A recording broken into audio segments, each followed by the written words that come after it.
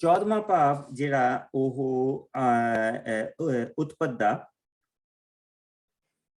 ਔਰ ਇੱਥੇ ਅਸੀਂ ਪ੍ਰਭੂ ਦੇ ਵਚਨ ਦੇ ਵਿੱਚ ਦੇਖਦੇ ਹਾਂ ਕਿ ਸਨਾਰ ਦਾ ਜਿਹੜਾ ਰਾਜਾ ਸੀਗਾ, ਜਿੱਥੇ ਜਾ ਕੇ ਲੂਤ ਬਸਿਆ ਸੀ, ਉੱਥੇ ਹਮਲਾ ਹੋਇਆ ਔਰ ਹਮਲਾ ਹੋ ਕੇ ਉਹਨਾਂ ਨੂੰ ਬੰਦੀ ਬਣਾ ਕੇ ਲੈ ਗਏ।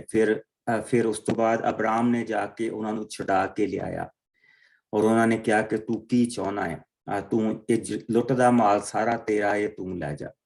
ਉਸਨੇ ਕਿਹਾ ਜੋ ਮੇਰੇ ਬੰਦਿਆਂ ਨੇ ਤੁਸੀਂ ਦੇਣਾ ਮੰਗਦੇ ਇਹਨਾਂ ਨੂੰ ਦੇ ਦਿਓ, ਪਰ ਮੈਂ ਕੁਛ ਨਹੀਂ ਲਊਂਗਾ। ਔਰ ਪ੍ਰਭੂ ਇਸ ਚੀਜ਼ ਤੋਂ ਖੁਸ਼ ਸੀ। ਤਾਂ ਉਸ ਵੇਲੇ ਇਸ ਯਬੂਸੀਆਂ ਦੀ ਧਰਤੀ ਤੋਂ, ਇਸ ਜਰੂਸਲਮ ਤੋਂ ਸ਼ਾਲੇਮ ਦਾ ਰਾਜਾ ਉੱਥੇ ਗਿਆ। ਅਗਰ ਤੁਸੀਂ ਪੜ੍ਹਨਾ ਮੰਗਦੇ ਮੇਰੇ ਨਾ 17ਵਾਂ ਭਾਗ 15 ਪੰਨਾ ਹੈਗਾ 17, ਉਸ ਦੀ 17 ਆਇਤ ਤੋਂ ਲੈ ਕੇ 17 ਆਇਤ ਤੋਂ ਲੈ ਕੇ ਅਸੀਂ ਉਸ ਦੀ 20 ਆਇਤ ਤੱਕ ਦੇਖਾਂ, ਜਿਸ ਨੂੰ ਮਿਲ ਜਾਵੇ ਪੜ੍ਹ। ਮੈਂ ਪੜ੍ਹਦੀ ਹਾਂ ਬਸ ਵੀ। ਮਲਕ ਸਦਕ ਦਾ ਅਬਰਾਮ ਨੂੰ ਅਸੀਸ ਦੇਣਾ। ਜਦੋਂ ਅਬਰਾਮ ਕਦਾਰ ਲਾਉਮੇਰ ਅਤੇ ਉਸਦੇ ਸਾਥੀ ਰਾਜਿਆਂ ਨੂੰ ਹਾਰ ਦੇ ਕੇ ਮੁੜ ਰਿਹਾ ਸੀ ਤਾਂ ਸਦੂਮ ਦਾ ਰਾਜਾ ਸਵੇ ਦੀ ਵਾਦੀ ਅਰਥਾਤ ਰਾਜਾ ਦੀ ਵਾਦੀ ਵਿੱਚ ਮਿਲਣ ਲਈ ਅਬਰਾਮ ਦੇ ਅੱਗੇ ਆਇਆ। ਸ਼ਲੇਮ ਦਾ ਰਾਜਾ ਮਲਕ ਸਦਕ ਵੀ ਰੋਟੀ ਅਤੇ ਦਾਖਸਾ ਲੈ ਕੇ ਅਬਰਾਮ ਕੋਲ ਆਇਆ। ਉਹ ਪਰਮ ਪ੍ਰਧਾਨ ਪਰਮੇਸ਼ਰ ਦਾ ਮਹਾਪੁਰੋਹਿਤ ਸੀ। ਉਸ ਨੇ ਇਹ ਕਹਿ ਕੇ ਅਬਰਾਮ ਨੂੰ ਅਸੀਸ ਦਿੱਤੀ, ਪਰਮ ਪ੍ਰਧਾਨ ਪਰਮੇਸ਼ਰ ਜੋ ਸਵਰਗ ਤੇ ਧਰਤੀ ਦਾ ਰਚਨਹਾਰਾ ਹੈ, ਅਬਰਾਮ ਨੂੰ ਸੀਸ ਦੇਵੇ। ਉਸੇ ਪਰਮੇਸ਼ਰ ਦੀ ਮਹਿਮਾ ਹੋਵੇ ਜਿਸ ਨੇ ਤੈਨੂੰ ਤੇਰੇ ਵੈਰੀਆਂ ਤੇ ਜਿੱਤ ਦਿੱਤੀ ਹੈ। ਅਬਰਾਮ ਨੇ ਮਲਕ ਸਦਕ ਨੂੰ ਆਪਣੀ ਲੁੱਟ ਦਾ 10ਵਾਂ ਹਿੱਸਾ ਦਾਨ ਦੇ ਤੌਰ ਤੇ ਦੇ ਦਿੱਤਾ। ਸੋ ਅਸੀਂ ਇੱਥੇ ਇਹ ਦੇਖਦੇ ਪਏ ਹਾਂ ਕਿ ਪ੍ਰਭੂ ਨੇ ਉਸ ਨੂੰ ਬਰਕਤ ਦਿੱਤੀ। ਉਸਨੇ ਉਹੀ ਰੋਟੀ ਤੇ ਦਾਖਸਾਰ ਉਸ ਦੇ ਨਾਲ ਸ਼ੇਅਰ ਕੀਤੀ।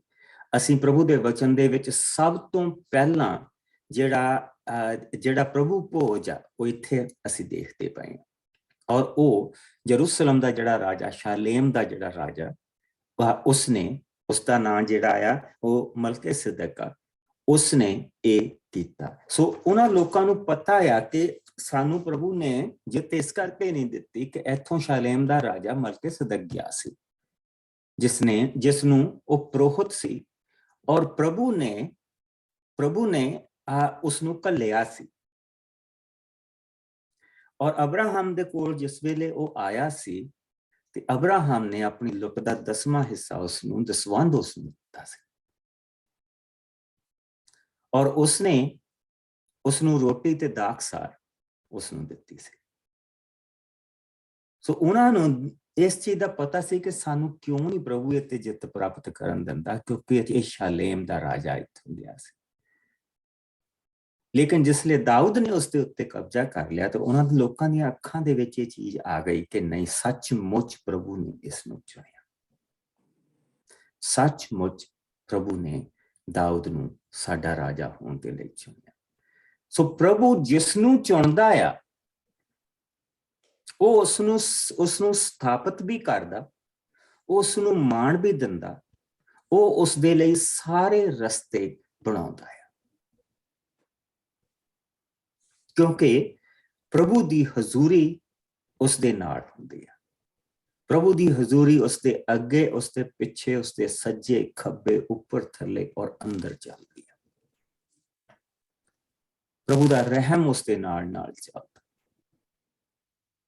ਪ੍ਰਭੂ ਸਾਨੂੰ ਨਹੀਂ ਛੱਡਦਾ, ਅਸੀਂ ਪ੍ਰਭੂ ਨੂੰ ਛੱਡ ਕੇ ਪਰਾਂ ਨੂੰ ਦੌੜਦੇ ਹਾਂ ਔਰ ਫਿਰ ਸਾਨੂੰ ਸੱਟ ਲੱਗਦੀ ਹੈ ਤਾਂ ਅਸੀਂ ਫਿਰ ਵਾਪਸ ਆਉਂਦੇ ਹਾਂ।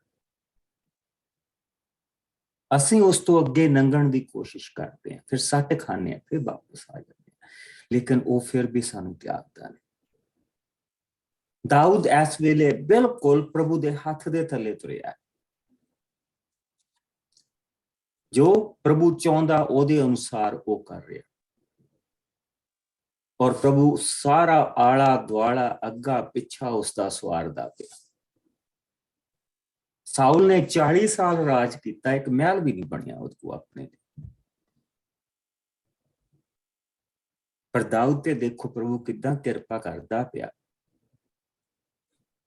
ਕਿ ਦਾਊਦ ਦੇ ਲਈ ਦੂਸਰੇ ਰਾਜਾ ਕਹਿ ਰਹੇ ਆ ਕਿ ਤੂੰ ਹੁਣ ਸਾਡੇ ਬਰਾਬਰ ਰਾਜਾ ਆ, ਤੂੰ ਰਾਜਾ ਹੈ ਇਸ ਧਰਤੀ ਦਾ, ਅਸੀਂ ਤੈਨੂੰ ਮਹਿਲ ਬਣਾ ਕੇ ਦਿੰਦੇ ਹਾਂ। ਉਹ ਆਪਣੇ ਰਿਸ਼ਤੇ ਸੁਧਾਰਦੇ ਪਏ ਆ ਦਾਊਦ ਦੇ ਨਾਲ। ਉਹਨਾਂ ਨੂੰ ਪਤਾ ਆ ਕਿ ਇਹਨਾਂ ਦਾ ਪ੍ਰਭੂ ਜਿਹੜਾ ਉਹ ਇਸ ਦੇ ਨਾਲ, ਉਹ ਇਸ ਦੇ ਨਾਲ।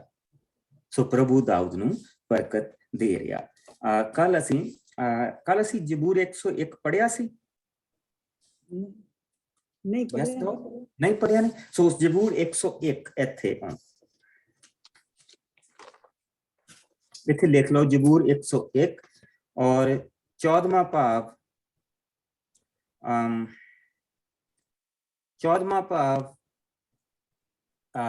ਉਤਪਦਾ ਉਸਦੀ 17 ਤੋਂ 20 ਆਇਤ,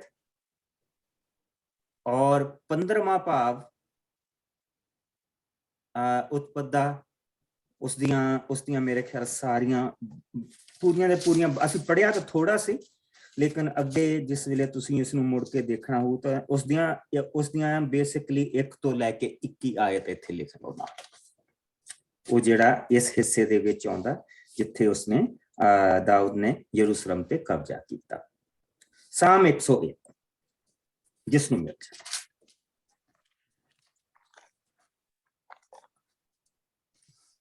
ਮੈਂ ਪੜ੍ਹ ਦਿੰਦਾ ਬਾਸ਼ੂ ਜੀ। ਰਾਜਾ ਦੀ ਪ੍ਰਤਿਗਿਆ। हे ਪ੍ਰਭੂ, ਮੈਂ ਤੇਰੀ ਮਹਿਮਾ ਦੇ ਗੀਤ ਗਾਵਾਂਗਾ, ਮੈਂ ਤੇਰੀ ਦਇਆ ਅਤੇ ਨਿਆਂ ਦੇ ਗੀਤ ਗਾਵਾਂਗਾ। ਮੈਂ ਭਲੇ ਰਾਹ ਤੇ ਚੱਲਾਂਗਾ, ਤੂੰ ਕਦੋਂ ਮੇਰੇ ਕੋਲ ਆਵੇਂਗਾ? ਮੈਂ ਆਪਣੇ ਘਰ ਵਿੱਚ ਭਲਾ ਜੀਵਨ ਗੁਜ਼ਾਰਾਂਗਾ, ਮੈਂ ਵਿਅਰਥ ਗੱਲਾਂ ਤੇ ਧਿਆਨ ਨਹੀਂ ਕਰਾਂਗਾ। ਮੈਂ ਤੇਰੇ ਤੋਂ ਦੂਰ ਹੋਣ ਵਾਲੇ ਲੋਕਾਂ ਨੂੰ ਘਿਰਣਾ ਕਰਾਂਗਾ, ਮੈਂ ਉਹਨਾਂ ਨਾਲ ਕੋਈ ਵਾਸਤਾ ਨਹੀਂ ਰੱਖਾਂਗਾ। ਮੈਂ ਧੋਖੇਬਾਜ਼ ਮਨ ਨੂੰ ਆਪਣੇ ਅੰਦਰ ਥਾਂ ਨਹੀਂ ਦੇਵਾਂਗਾ, ਮੈਂ ਬੁਰਾਈ ਬਾਰੇ ਸੋਚਾਂਗਾ ਵੀ ਨਹੀਂ। ਆਪਣੇ ਮਿੱਤਰ ਦੇ ਵਿਰੁੱਧ ਬੁਰਾਈ ਕਰਨ ਵਾਲੇ ਮਨੁੱਖ ਨੂੰ ਮੈਂ ਨਾਸ਼ ਕਰ ਦੇਵਾਂਗਾ। ਘਮੰਡੀ ਅਤੇ ਜ਼ਿੱਦੀ ਮਨੁੱਖ ਨੂੰ ਮੈਂ ਨਹੀਂ ਸਹਿਣ ਕਰਾਂਗਾ। ਦੇਸ਼ ਦੇ ਵਿਸ਼ਵਾਸ ਪਾਤਰਾਂ ਤੇ ਮੇਰੀ ਕਿਰਪਾ ਦ੍ਰਿਸ਼ਟੀ ਹੋਵੇਗੀ, ਉਹ ਮੇਰੇ ਨਾਲ ਰਹਿ ਸਕਣਗੇ। ਭਲੇ ਰਾਹ ਤੇ ਚੱਲਣ ਵਾਲੇ ਮਨੁੱਖ ਮੇਰੀ ਸੇਵਾ ਵਿੱਚ ਆ ਸਕਣਗੇ। ਧੋਖੇਬਾਜ਼ ਮਨੁੱਖ ਮੇਰੇ ਘਰ ਵਿੱਚ ਨਹੀਂ ਰਹਿ ਸਕੇਗਾ, ਨਾ ਹੀ ਝੂਠ ਬੋਲਣ ਵਾਲਾ ਮਨੁੱਖ ਮੇਰੇ ਸਾਹਮਣੇ ਠਹਿਰ ਸਕੇਗਾ। ਹਰ ਦਿਨ ਮੈਂ ਆਪਣੇ ਦੇਸ਼ ਵਿੱਚੋਂ ਦੁਸ਼ਟਾਂ ਨੂੰ ਨਾਸ਼ ਕਰਦਾ ਜਾਵਾਂਗਾ। ਮੈਂ ਪ੍ਰਭੂ ਦੇ ਸ਼ਹਿਰ ਵਿੱਚੋਂ ਸਭ ਬੁਰਿਆਂ ਲੋਕਾਂ ਨੂੰ ਬਾਹਰ ਕੱਢ ਦੇਵਾਂਗਾ। ਸਭ ਬੁਰਿਆਂ ਲੋਕਾਂ ਨੂੰ ਬਾਹਰ ਕੱਢ ਦੇਵਾਂਗਾ। ਸੋ ਇਹ ਉਸਦੀ ਪ੍ਰਤਿਗਿਆ ਜਿਹੜੀ ਉਸਨੇ ਕੀਤੀ ਆ, ਜਿਸ ਵੇਲੇ ਉਸਦਾ ਰਾਜ ਸਥਾਪਿਤ ਹੋ ਚੁੱਕਾ, ਇਸ ਵੇਲੇ ਪ੍ਰਭੂ ਨੇ ਉਸਦੇ ਕਦਮ ਪੱਕੇ ਕਰ ਦਿੱਤੇ ਆ। ਪ੍ਰਭੂ ਨੇ ਉਸਨੂੰ ਇੱਕ ਚਰਵਾਹੇ ਤੋਂ ਉਠਾ ਕੇ ਇੱਕ ਬਹਾਦਰ ਬਣਾਇਆ। ਇੱਕ ਬਹਾਦਰੀ ਤੋਂ ਉਸ ਤੋਂ ਬਾਅਦ ਜਿਸਲੇ ਜੋ ਕੁਝ ਉਸਨੇ ਸਿੱਖਣਾ ਸੀ ਉਸਨੇ ਸਾਊਲ ਤੋਂ ਸਿੱਖਿਆ। ਪ੍ਰਭੂ ਨੇ ਉਸਨੂੰ ਸਿਖਾਇਆ ਕਿ ਰਾਜ ਕਿੱਦਾਂ ਕਰੀਦਾ, ਕਿਹੜੀਆਂ ਚੀਜ਼ਾਂ ਦੀ ਜ਼ਰੂਰਤ ਆ। ਲੇਕਿਨ ਫਿਰ ਪ੍ਰਭੂ ਉਸਨੂੰ ਸਾਊਲ ਤੋਂ ਦੂਰ ਲੈ ਗਿਆ, ਔਰ ਫਿਰ ਸਾਊਲ ਦੀ ਮੌਤ ਤੋਂ ਬਾਅਦ ਔਰ ਫਿਰ ਦਾਊਦ ਨੇ ਰਾਜ ਕੀਤਾ 7 ਸਾਲ, 7.5 ਸਾਲ ਬੇਸਿਕਲੀ ਦਾਊਦ ਨੇ ਰਾਜ ਕੀਤਾ ਸਿਰਫ ਯਹੂਦਾ ਦੇ ਕਬੀਲੇ ਦੇ ਉੱਤੇ ਹਬਰੋਨ ਤੋਂ। ਔਰ ਉਸ ਤੋਂ ਬਾਅਦ ਦਾਊਦ ਨੇ ਰਾਜ ਕੀਤਾ ਅਗਲੇ 33 ਸਾਲ ਜਿਹੜਾ ਉਸਨੇ ਸਾਰੇ ਯਰੂਸ਼ਲਮ ਦੇ ਉੱਤੇ, ਯਰੂਸ਼ਲਮ ਤੋਂ ਸਾਰੇ ਇਸਰਾਇਲ 12 ਕਬੀਲਿਆਂ ਦੇ ਉੱਤੇ ਰਾਜ ਕੀਤਾ। ਸੋ ਇਸ ਵੇਲੇ ਇੰਡੀਆ ਦੇ ਵਿੱਚ ਕੀ ਚੱਲਦਾ ਪਿਆ, ਜਿਹੜੇ ਸਮੇਂ ਦੇ ਵਿੱਚ ਅਸੀਂ ਪਹੁੰਚ ਚੁੱਕੇ ਹਾਂ। ਬੇਸਿਕਲੀ ਅਸੀਂ ਇਹ ਦੇਖਦੇ ਪਏ ਹਾਂ ਕਿ ਜਿੱਦਾਂ ਅਸੀਂ ਉਤਪਤ ਦੇ ਵਿੱਚ ਦੇਖਿਆ ਸੀਗਾ ਕਿ ਜਿਹੜੇ ਅਬਰਾਹਮ ਦੀ ਜਿਹੜੀ ਤੀਸਰੀ ਪਤਨੀ ਕਟੂਰਾ ਸੀ, ਜਿਹੜੇ ਉਸਦੇ 7 ਪੁੱਤਰ ਸੀ, ਉਹਨਾਂ ਨੇ ਜਾ ਕੇ ਉਹ ਪਰਸ਼ੀਆ ਦੇ ਇਲਾਕੇ ਦੇ ਵਿੱਚ ਜਾ ਕੇ ਉਹ ਬਸੇ ਸੀਗੇ, ਜਿਸ ਨੂੰ ਅੱਜ ਅਸੀਂ ਈਰਾਨ ਕਹਿੰਦੇ ਹਾਂ। ਔਰ ਉਹ ਈਰਾਨ ਦੇ ਬਿਲਕੁਲ ਨਾਲ ਅਫਗਾਨਿਸਤਾਨ ਲੱਗਦਾ, ਔਰ ਅਫਗਾਨਿਸਤਾਨ ਤੋਂ ਅੱਗੇ ਅਸੀਂ ਦੇਖਦੇ ਪਾਕਿਸਤਾਨ, ਜਿਸ ਨੂੰ ਇੱਕ ਵੇਲੇ ਤਖਸ਼ਲਾ ਦੀ ਧਰਤੀ ਕਿਹਾ ਜਾਂਦਾ ਸੀਗਾ। ਫਿਰ ਉਸ ਤੋਂ ਬਾਅਦ ਜਿਹੜਾ ਅੰਦਰ ਹਿੰਦੁਸਤਾਨ ਦੀ ਧਰਤੀ ਆ ਗਈ। ਉਸ ਵੇਲੇ ਬੇਸਿਕਲੀ ਜਿਹੜਾ ਰਾਜਾ ਰਾਜ ਕਰਦਾ ਸੀ ਉਹ ਗੰਧਾਰ ਦਾ ਰਾਜਾ ਰਾਜ ਕਰਦਾ ਸੀ। ਗੰਧਾਰ ਦਾ ਰਾਜਾ ਤਾਂ ਨਹੀਂ ਸੀ ਕਿਉਂਕਿ ਹਾਲੇ ਤੱਕ ਉਸਦਾ ਰਾਜ ਸਥਾਪਿਤ ਨਹੀਂ ਹੋਇਆ, ਲੇਕਿਨ ਛੋਟੇ ਛੋਟੇ ਘਰਾਣੇ ਸੀਗੇ ਉਹਨਾਂ ਦੇ ਜਿਹੜੇ ਉੱਥੇ ਵਸਦੇ ਸੀ। ਔਰ ਜਿਸ ਵੇਲੇ ਅਸੀਂ ਉਸ ਸਮੇਂ ਦੇ ਵਿੱਚ ਦੇਖਦੇ ਹਾਂ ਕਿ ਜਿਹੜੇ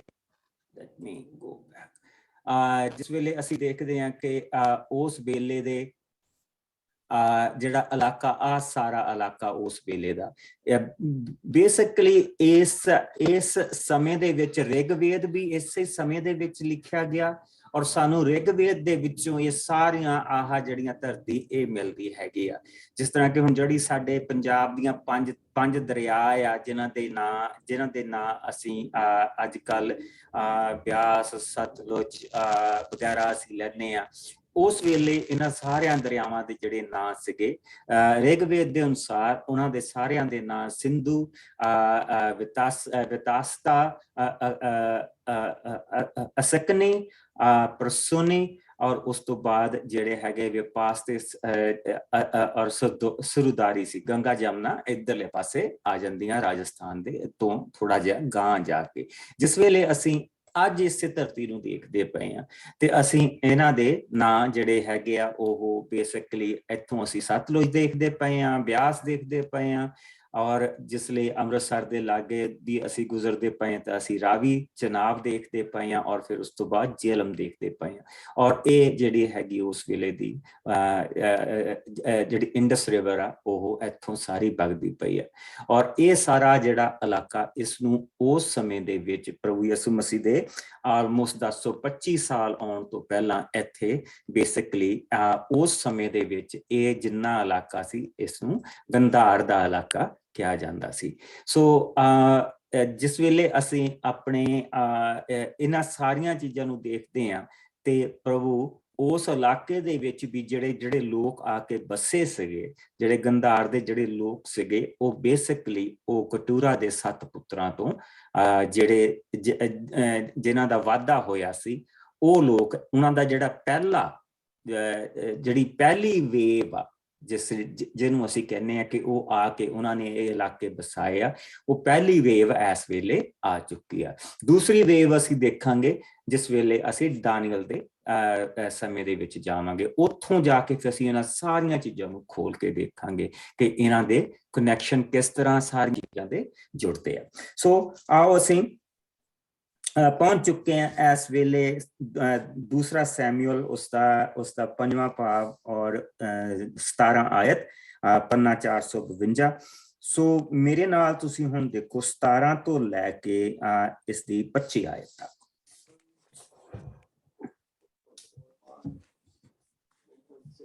ਨਹੀਂ ਪੜ੍ਹਦੇ ਬਾਸਟਰ ਜੀ? ਹਾਂਜੀ। ਹਾਂਜੀ। ਫਿਲਿਸਤੀਆਂ ਉੱਤੇ ਜਿੱਤ। ਜਦੋਂ ਫਿਲਿਸਤੀਆਂ ਨੂੰ ਪਤਾ ਲੱਗਾ ਕਿ ਦਾਊਦ ਦਾ ਅਭਿਸ਼ੇਕ ਇਜ਼ਰਾਈਲ ਦਾ ਰਾਜਾ ਹੋਣ ਦੇ ਲਈ ਕੀਤਾ ਗਿਆ ਹੈ ਤਾਂ ਉਹਨਾਂ ਦੀ ਫੌਜ ਉਸ ਨੂੰ ਫਾੜਨ ਲਈ ਨਿਕਲੀ, ਪਰ ਦਾਊਦ ਆਪਣੇ ਕਿਲੇ ਦੇ ਅੰਦਰ ਚਲਾ ਗਿਆ। ਫਿਲਿਸਤੀ ਆ ਕੇ ਰਫਾਈਆਂ ਦੀ ਵਾਦੀ ਵਿੱਚ ਫੈਲ ਗਏ ਤਾਂ ਦਾਊਦ ਨੇ ਪ੍ਰਭੂ ਤੋਂ ਪੁੱਛਿਆ ਕਿ ਮੈਂ ਫਿਲਿਸਤੀਆਂ ਉੱਤੇ ਜਾ ਕੇ ਚੜ੍ਹਾਈ ਕਰਾਂ, ਕੀ ਤੂੰ ਮੈਨੂੰ ਉਹਨਾਂ ਉੱਤੇ ਜਿੱਤ ਦੇਵੇਂਗਾ? ਪ੍ਰਭੂ ਨੇ ਉੱਤਰ ਦਿੱਤਾ, ਹਾਂ, ਤੂੰ ਉਹਨਾਂ ਉੱਤੇ ਚੜ੍ਹਾਈ ਕਰ, ਮੈਂ ਤੈਨੂੰ ਜਿੱਤ ਦੇਵਾਂਗਾ।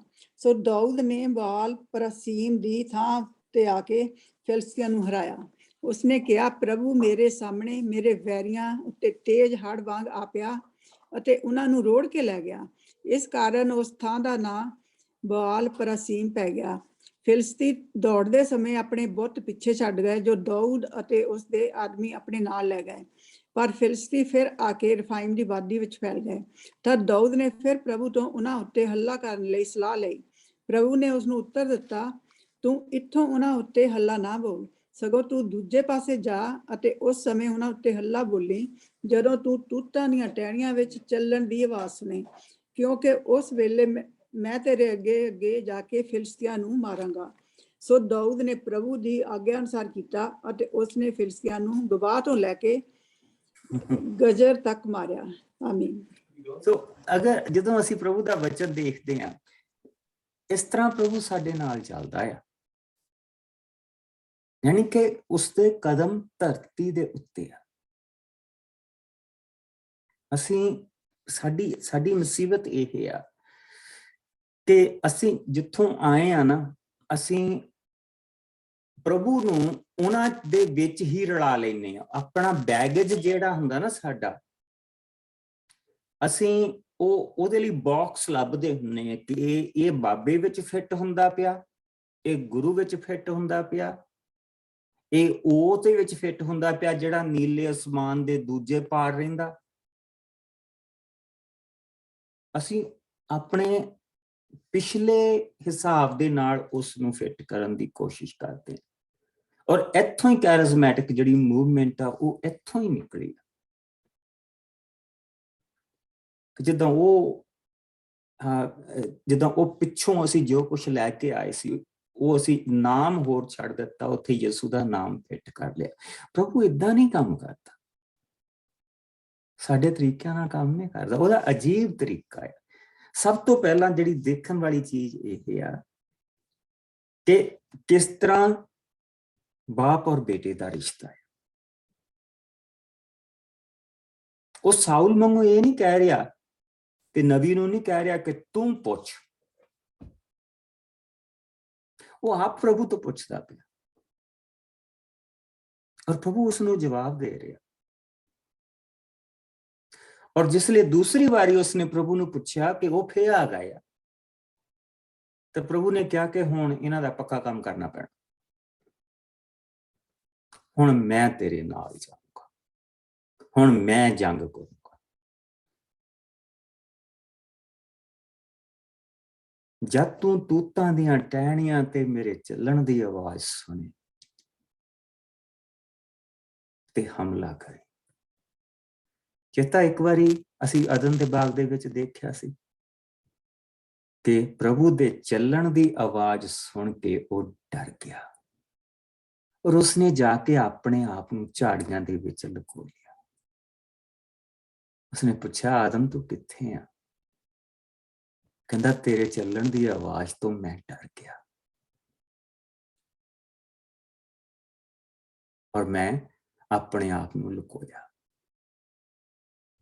ਆਪਣੇ ਆਲੇ ਦੁਆਲੇ ਪੱਤੇ ਬੰਨ ਲਏ ਸੀ। ਇਹ ਹੁੰਦਾ ਜਿਸ ਲਈ ਪ੍ਰਭੂ ਤੋਂ ਰਿਸ਼ਤਾ ਟੁੱਟਾ ਹੁੰਦਾ ਔਰ ਜਿਸ ਲਈ ਪ੍ਰਭੂ ਦੇ ਨਾਲ ਰਿਸ਼ਤਾ ਬਣਿਆ ਆ, ਉਸ ਦੇ ਹੱਥ ਦੇ ਥੱਲੇ ਚੱਲਦਾ ਪਿਆ, ਉਸ ਦੀ ਹੱਥ ਦੀ ਛਾਂ ਦੇ ਥੱਲੇ ਚੱਲਦਾ ਪਿਆ, ਨਾ ਆਪਣਾ ਕਦਮ ਇੱਧਰ ਨੂੰ ਕੱਢਦਾ ਪਿਆ, ਨਾ ਆਪਣਾ ਕਦਮ ਦੂਸਰੇ ਪਾਸੇ ਨੂੰ ਕਰਦਾ ਪਿਆ, ਆਪਣੇ ਤਰੀਕੇ ਨਹੀਂ ਸੋਚਦਾ ਪਿਆ। ਨਾ ਉਸਨੂੰ ਕਿਸੇ ਨਬੀ ਦੀ ਲੋੜ ਆ, ਨਾ ਉਸਨੂੰ ਕਿਸੇ ਪਾਸਟਰ ਦੀ ਲੋੜ ਆ, ਕਿਉਂਕਿ ਪ੍ਰਭੂ ਦੀ ਆਵਾਜ਼ ਉਸਨੂੰ ਸੁਣਦੀ ਆ। ਉਸ ਦੀ ਪ੍ਰਭੂ ਦੇ ਨਾਲ ਉਸ ਦੀ ਸਿੱਧੀ ਗੱਲਬਾਤ ਆ।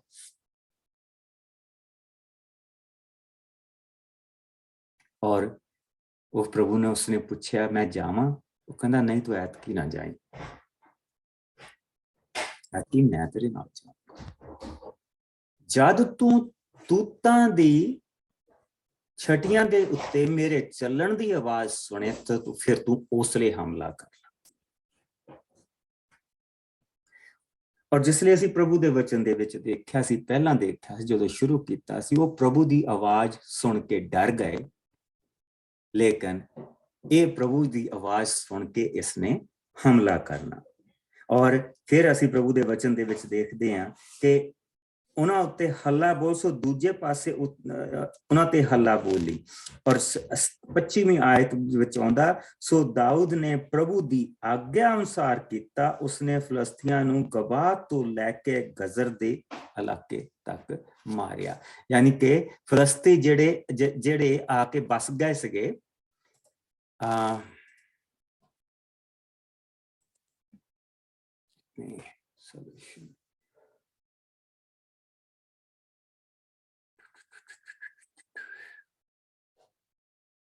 ਸੋ ਅਸੀਂ ਇਹ ਦੇਖਦੇ ਪਏ ਹਾਂ, ਆਹ ਸਾਰਾ ਫਲਸਤੀਆਂ ਦਾ ਇਲਾਕਾ ਜਿਸ ਦੇ ਵਿੱਚ ਉਹ ਬਸੇ ਹੋਆ, ਆਹ ਯਹੂਦਾ ਦਾ ਇਲਾਕਾ ਜਿੱਥੇ ਯਹੂਦਾ ਦੇ ਇਲਾਕੇ ਦੇ ਆ। ਸੋ ਅਸੀਂ ਜਿਸ ਲਈ ਦੇਖਦੇ ਪਏ ਹਾਂ ਉਹਨਾਂ ਨੂੰ ਮਾਰਦਾ ਹੋਇਆ ਗਰਾਰ ਦਾ ਇਲਾਕਾ, ਔਰ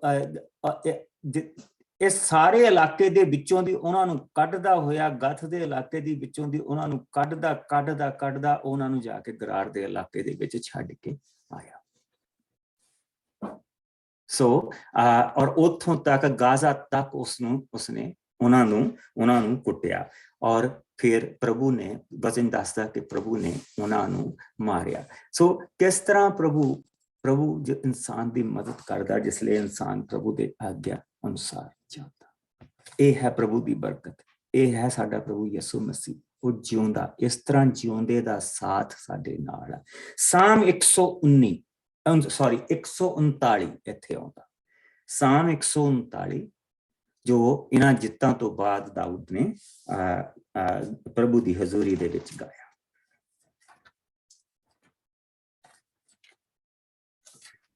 ਅੱਛਾ ਜੀ, ਪੜ੍ਹਨਾ ਸਾਮ 139? ਹਾਂਜੀ, 139 ਜ਼ਰੂਰ ਅਸੀਂ ਪੜਾਂਗੇ। ਓਕੇ, 959 ਤੇ ਆ। ਪ੍ਰਭੂ ਦੀ ਪੂਰਨ ਜਾਣਕਾਰੀ। हे ਪ੍ਰਭੂ, ਤੂੰ ਮੈਨੂੰ ਪਰਖਿਆ ਤੇ ਜਾਣਿਆ ਹੈ, ਤੂੰ ਮੇਰੇ ਵਿਚਾਰਾਂ ਨੂੰ ਦੂਰੋਂ ਹੀ ਜਾਣ ਜਾਂਦਾ ਹੈ, ਇੱਥੋਂ ਤੱਕ ਕਿ ਤੂੰ ਮੇਰੇ ਉੱਠਣ ਤੇ ਬੈਠਣ ਬਾਰੇ ਵੀ ਜਾਣਦਾ ਹੈ, ਮੇਰੇ ਹਰ ਕੰਮ ਅਤੇ ਆਰਾਮ ਬਾਰੇ ਜਾਣਦਾ ਹੈ, ਗੱਲ ਕੀ ਤੂੰ ਮੇਰੇ ਸਭ ਕੰਮਾਂ ਦੀ ਜਾਣਕਾਰੀ ਰੱਖਦਾ ਹੈ, ਮੇਰੇ ਬੋਲਣ ਤੋਂ ਪਹਿਲਾਂ ਹੀ ਤੂੰ ਜਾਣਦਾ ਹੈ ਕਿ ਮੈਂ ਕੀ ਕਹਾਂਗਾ, ਤੂੰ ਮੇਰੇ ਚਾਰੇ ਪਾਸੇ ਰਹਿੰਦਾ ਹੈ ਅਤੇ ਮੈਨੂੰ ਆਪਣੇ ਹੱਥ ਤੇ ਛਾਏ ਹੇਠ ਰੱਖਦਾ ਹੈ। ਇਹ ਗਿਆਨ ਮੇਰੇ ਲਈ ਅਦਭੁਤ ਹੈ, ਇਹ ਬਹੁਤ ਉੱਚਾ ਹੈ, ਮੈਂ ਇਸ ਨੂੰ ਪ੍ਰਾਪਤ ਨਹੀਂ ਕਰ ਸਕਦਾ ਹਾਂ। ਇਹ ਪ੍ਰਭੂ, ਮੈਂ ਤੇਰੀ ਰੂਹ ਤੋਂ ਲੁਕ ਕੇ ਕਿੱਥੇ ਜਾਵਾਂ, ਮੈਂ ਤੇਰੇ ਸਾਹਮਣੇੋਂ ਨੱਠ ਕੇ ਕਿੱਥੇ ਜਾਵਾਂ। ਜੇਕਰ ਮੈਂ ਸਵਰਗ ਵਿੱਚ ਜਾਵਾਂ ਤਾਂ ਤੂੰ ਉੱਥੇ ਹੈ, ਜੇਕਰ ਮੈਂ ਪਤਾਲ ਵਿੱਚ ਉਤਰਾਂ ਤਾਂ ਤੂੰ ਉੱਥੇ ਵੀ ਹੈ, ਜੇਕਰ ਮੈਂ ਪੂਰਬ ਦੀ ਦਿਸ਼ਾ ਵੱਲ ਉੱਡ ਜਾਵਾਂ ਜਾਂ ਪੱਛਮ ਵੱਲ ਚਲਾ ਜਾਵਾਂ, ਪਰ ਤੂੰ ਉੱਥੇ ਵੀ ਮੇਰੀ ਅਗਵਾਈ ਕਰੇਂਗਾ, ਤੂੰ ਉੱਥੇ ਵੀ ਮੇਰੀ ਮਦਦ ਕਰੇਂਗਾ। ਜੇਕਰ ਮੈਂ ਆਖਾਂ ਘੁੱਪ ਹਨੇਰਾ ਮੈਨੂੰ ਲੁਕਾ ਲਵੇ ਜਾਂ ਮੇਰੇ ਲਈ ਰਾਤ ਬਣ ਜਾਵੇ, ਤੇਰੇ ਤੇ ਤਾਂ ਹਨੇਰੇ ਦਾ ਵੀ ਕੋਈ ਅਸਰ ਨਹੀਂ। ਰਾਤ ਤੇਰੇ ਲਈ ਦਿਨ ਦੇ ਵਾਂਗ ਹੀ ਹੈ ਅਤੇ ਹਨੇਰਾ ਲੋ ਦੇ ਬਰਾਬਰ ਹੈ। ਤੂੰ ਹੀ ਮੇਰਾ ਹਰ ਅੰਗ ਬਣਾਇਆ ਹੈ ਅਤੇ ਮੈਨੂੰ ਮੇਰੀ ਮਾਤਾ ਦੀ ਗਰਭ ਵਿੱਚ ਰੱਖਿਆ ਸੀ। ਮੈਂ ਤੇਰੀ ਮਹਿਮਾ ਕਰਦਾ ਹਾਂ, ਤੂੰ ਭਿਅੰਕਰ ਤੇ ਅਦਭੁਤ ਹੈ, ਤੇਰੇ ਕੰਮ ਵੀ ਅਚਰਜ ਹਨ। ਜਦੋਂ ਮੈਂ ਆਪਣੀ ਮਾਤਾ ਦੇ ਗਰਭ ਵਿੱਚ ਇੱਕ ਢਾਂਚੇ ਦਾ ਰੂਪ ਲੈ ਰਿਹਾ ਸਾਂ ਤਾਂ ਮੇਰੇ ਸਰੀਰ ਦੀ ਬਣਾਵਟ ਤੇਰੇ ਤੋਂ ਲੁਕੀ ਨਹੀਂ ਸੀ। ਤੂੰ ਮੇਰੇ ਸਰੀਰ ਦਾ ਇਹ ਢਾਂਚਾ ਤਿਆਰ ਕੀਤਾ ਹੈ, ਤੇਰੀਆਂ ਅੱਖਾਂ ਨੇ ਮੇਰੇ ਪੈਦਾ ਹੋਣ ਤੋਂ ਪਹਿਲਾਂ ਵੀ ਮੈਨੂੰ ਦੇਖ ਲਿਆ।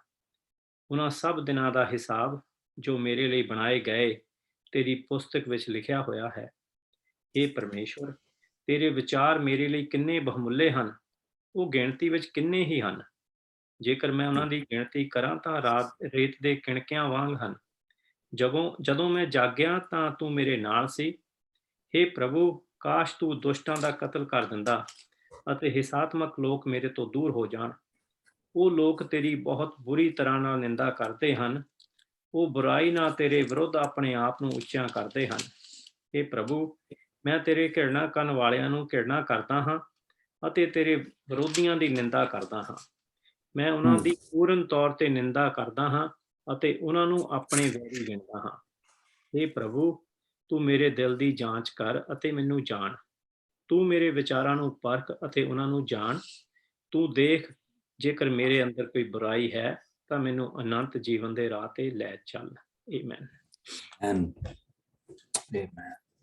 ਉਸ ਦਾ ਜਿਹੜਾ ਸਾਰਾ ਯਕੀਨ ਆ ਇਸ ਦੁਨਿਆਵੀ ਜ਼ਿੰਦਗੀ ਦੇ ਉੱਤੇ ਨਹੀਂ। ਜਿਸ ਤਰ੍ਹਾਂ ਸਾਊਲ ਹਮੇਸ਼ਾ ਹਰੇਕ ਚੀਜ਼ ਦੇ ਲਈ ਸੈਮੂਅਲ ਨੂੰ ਕਹਿੰਦਾ ਸੀ, ਉਹ ਸੈਮੂਅਲ ਨੂੰ ਕਹਿੰਦਾ ਸੀ ਕਿ ਤੂੰ ਮੇਰੇ ਪਾਪ ਮਾਫ ਕਰ ਦੇ। ਉਸਨੇ ਸੈਮੂਅਲ ਨੂੰ ਅਸੀਂ ਜਿੱਦਾਂ ਕਹਿ ਸਕਦੇ ਹਾਂ ਕਿ ਆਪਣੇ ਜਿਸ ਵੇਲੇ ਬੰਦੇ ਦੀ ਲੱਤ ਟੁੱਟ ਜਾਂਦੀ ਆ ਤੇ ਉਹ ਫੌੜੀਆਂ ਦੇ ਸਹਾਰੇ ਤੁਰਦਾ, ਉਸਨੇ ਸੈਮੂਅਲ ਨੂੰ ਆਪਣੀ ਫੌੜੀ ਬਣਾਇਆ। ਦਾਊਦ ਨੇ ਉਹ ਸੈਮੂਅਲ ਵਾਲਾ ਕੰਮ ਖਤਮ ਕੀਤਾ, ਉਸਨੂੰ ਇੱਕ ਰਸਤੇ 'ਚ ਇੱਕ ਪਾਸੇ ਕੀਤਾ ਹੈ, ਉਹਦਾ ਧਿਆਨ ਸਿੱਧਾ ਪ੍ਰਭੂ ਦੇ ਵੱਲ। ਜੇ ਮੇਰੇ 'ਚ ਕੋਈ ਬੁਰਾਈ ਤਾਂ ਤੂੰ ਮੈਨੂੰ ਦੱਸ, ਉਹ ਤੂੰ ਮੇਰੇ ਤੋਂ ਦੂਰ ਕਰ। ਸੋ ਉਹ ਇਹ ਨਹੀਂ ਕਹਿ ਰਿਹਾ ਕਿ ਦੁਸ਼ਟਾਂ ਨੂੰ ਮੇਰੇ ਤੋਂ ਦੂਰ ਕਰ ਦੇ, ਉਹ ਇਹ ਕਹਿ ਰਿਹਾ ਮੇਰੀ ਦੁਸ਼ਟਤਾ ਨੂੰ ਵੀ ਮੇਰੇ ਤੋਂ ਦੂਰ ਕਰ ਦੇ, ਤਾਂ ਕਿ ਤੇਰਾ ਮੇਰੇ ਜੀਵਨ ਦੇ ਵਿੱਚ ਔਰ ਮੇਰਾ ਤੇਰੀ ਹਜ਼ੂਰੀ ਦੇ ਵਿੱਚ ਰਿਸ਼ਤਾ ਠੀਕ ਰਹੇ। ਅਗਰ ਅਸੀਂ ਦਾਊਦ ਦੀ ਜ਼ਿੰਦਗੀ 'ਚ ਕੋਈ ਚੀਜ਼ ਸਿੱਖ ਸਕਦੇ ਹਾਂ ਤੇ ਇਹ ਹੋਇਆ। That's the main thing। ਬਾਕੀ ਸਭ ਗਹਿਣੇ ਆ, ਪਰ ਜਿਹੜੀ ਸੁੰਦਰਤਾ ਆ ਉਹ ਸਿਰਫ ਦਾਊਦ ਦੀ ਜ਼ਿੰਦਗੀ ਦੀ ਇਹ ਹੋਈ ਕਿ ਉਸਨੇ ਹਮੇਸ਼ਾ ਪ੍ਰਭੂ ਦੇ ਸਾਹਮਣੇ ਜਾ ਕੇ ਆਪਣੇ ਆਪ ਨੂੰ ਖੋਲਿਆ। ਉਸਨੇ ਕਦੀ ਕਿਸੇ ਫੌੜੀ ਦਾ ਸਹਾਰਾ ਨਹੀਂ ਲਿਆ। ਔਰ ਇਸ ਕਰਕੇ ਅੱਜ ਤੱਕ ਜਿੰਨੀਆਂ ਵੀ ਕ੍ਰਿਸਚਨ ਨੇਸ਼ਨਸ ਆ ਉਹ ਇਹ ਦੇਖਦੀਆਂ, ਔਰ ਈਵਨ ਦਾਊਦ ਦੇ ਸਮੇਂ ਦੇ ਵਿੱਚ ਜਿੰਨੇ ਰਾਜੇ ਹੋਏ ਆ, ਉਸ ਦੀ ਦਾਊਦ ਦੇ ਕੁੱਖ ਤੋਂ ਜਿੰਨੇ ਰਾਜੇ ਪੈਦਾ ਹੋਏ, ਉਸ ਤੋਂ ਬਾਅਦ ਉਹਦੀ ਲਿਨੀਅਜ ਤੋਂ ਜਿੰਨੇ ਰਾਜੇ ਪੈਦਾ ਹੋਏ, ਪ੍ਰਭੂ ਨੇ ਹਮੇਸ਼ਾ ਇੱਕ ਮਾਪਦੰਡ ਰੱਖਿਆ ਕਿ ਦਾਊਦ ਦੇ ਮੁਕਾਬਲੇ ਦੇ ਵਿੱਚ ਇਹ ਕਿੱਥੇ ਆ। ਦਾਊਦ ਦੇ ਮੁਕਾਬਲੇ ਦੇ ਵਿੱਚ ਇਹ ਕਿੱਥੇ ਆ? ਕਿਉਂ? ਬਹੁਤ ਸਾਰੀਆਂ ਗੱਲਾਂ ਨੇ। ਦੋ ਚੀਜ਼ਾਂ, ਦਾਊਦ ਨੂੰ ਪ੍ਰਭੂ ਦੇ ਲਈ ਅਣਖ ਆ, ਜਿਸ ਲਈ ਉਹ ਗੋਲਾਇਥ ਦੇ ਮੂਹਰੇ ਅੜ ਕੇ ਖੜਾ ਹੋ ਗਿਆ। ਦਾਊਦ ਨੂੰ ਇੰਨਾ ਪਤਾ ਕਿ ਮੈਂ ਮਿੱਟੀ ਦਾ ਕਿਣਕਾ ਆ, ਇਸ ਤੋਂ ਇਲਾਵਾ ਮੈਂ ਕੁਛ ਨਹੀਂ। ਇਹ ਜੋ ਰਾਜ ਆ, ਮਹਿਮਾ ਆ, ਜੋ ਕੁਛ ਹੈਗਾ ਸਭ ਪ੍ਰਭੂ ਦਾ ਆ, ਤੇ ਪ੍ਰਭੂ ਨੇ ਮੈਨੂੰ ਦਿੱਤਾ ਹੈ। ਉਸਨੂੰ ਇਸ ਚੀਜ਼ ਦਾ ਪੱਕਾ ਪਤਾ। ਨੰਬਰ 3 ਤੇ ਉਹਨੇ ਸਾਊਲ ਦਾ ਬੁਰਾ ਹਾਲ ਹੁੰਦਾ ਦੇਖ ਲਿਆ ਹੈ। ਉਹ ਉਦਾਹਰਨ ਉਹਦੀਆਂ ਅੱਖਾਂ ਦੇ ਵਿੱਚ ਹਮੇਸ਼ਾ ਰਹਿੰਦੀ ਹੈ। ਜਿਸ ਵੇਲੇ ਪ੍ਰਭੂ ਦਾ ਆਤਮਾ ਉਸਨੂੰ ਛੱਡ ਗਿਆ ਸੀ ਤੇ ਬੁਰੀ ਆਤਮਾ ਨੇ ਉਸ ਦੇ ਉੱਤੇ ਆਪਣਾ ਘੇਰਾ ਪਾ ਲਿਆ ਸੀ। ਉਸਨੇ ਦੇਖ ਲਿਆ ਕਿੱਦਾਂ ਪਾਗਲਾਂ ਵਾਂਗੂ ਉਹ ਰਾਤ ਦਿਨ ਆਪਣਾ ਬਰਛਾ ਫੜ ਕੇ ਕਦੀ ਦਾਊਦ ਤੇ ਸੁੱਟਦਾ ਪਿਆ, ਕਦੀ ਕਿਸੇ ਤੇ ਸੁੱਟਦਾ ਪਿਆ। ਉਹ ਆਤਮਾ ਉਸਨੂੰ ਕਿੱਦਾਂ ਤੰਗ ਕਰਦਾ ਸੀ। ਇਹਨਾਂ ਚੀਜ਼ਾਂ ਨੂੰ ਉਸਨੇ ਦੇਖ ਲਿਆ। ਇਸ ਕਰਕੇ ਉਹ ਹਮੇਸ਼ਾ ਆਪਣੇ ਆਪ ਨੂੰ, ਉਹ ਕਹਿੰਦਾ ਮੈਨੂੰ ਆਪਣੇ ਹੱਥ ਦੇ ਥੱਲੇ ਰੱਖ, ਮੈਨੂੰ ਆਪਣੇ ਹੱਥ ਦੇ ਪਰਛਾਵੇਂ ਦੇ ਥੱਲੇ ਰੱਖ, ਮੈਨੂੰ ਇਹੋ ਹੀ ਚਾਹੀਦਾ, ਮੈਨੂੰ ਕੋਈ ਕੁਛ ਨਹੀਂ ਚਾਹੀਦਾ। ਔਰ ਅਨੰਤ ਜੀਵਨ ਤੱਕ ਤੂੰ ਮੈਨੂੰ ਇਸੇ ਤਰ੍ਹਾਂ ਰੱਖ।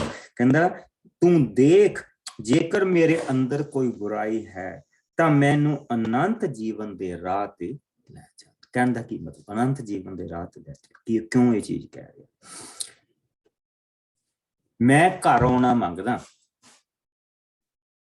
ਅਗਰ ਮੇਰੇ ਅੰਦਰ ਕੋਈ ਐਸਾ ਕਪਟ ਆ, ਕੋਈ ਐਸੀ ਬੁਰਾਈ ਆ,